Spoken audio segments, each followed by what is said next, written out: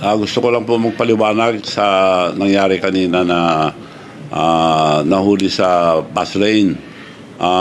Yun po, I'm very sorry at hindi sinasadya dahil nag-overtake daw yung driver. Hindi naman sa bus lane mismo, nag-overtake lang sa... Hindi nakasarayo kasi bukas. Nag-overtake. Anyway, hindi dapat tularan. And my congratulations sa mga tiga-MMD na nakahuli. Hindi po ako galit doon. Bigyan ko sila ng reward. Baka kala lagay, hindi.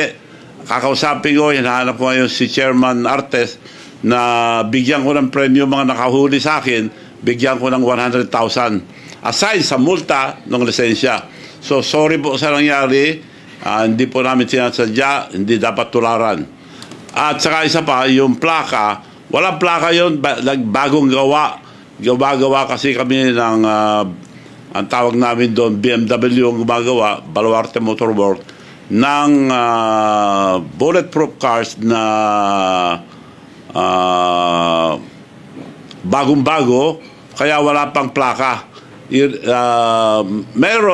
May mga papeles na pero hindi pa na-retro dahil tinetest pa yung mga yun. Marami kaming ginagawang mga bulletproof na kung anong order nung nagpapagawa, made to order kasi yun, kung anong itsura gusto nila, yun ang ginagawa namin.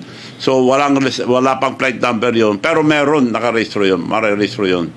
Yun lang po, inuulit ko, I'm sorry what happened, hindi dapat gayahin, at ako, aside sa multa sa lisensya, gusto ko magbigay ng premyo sa mga nakahuli through Chairman Artes.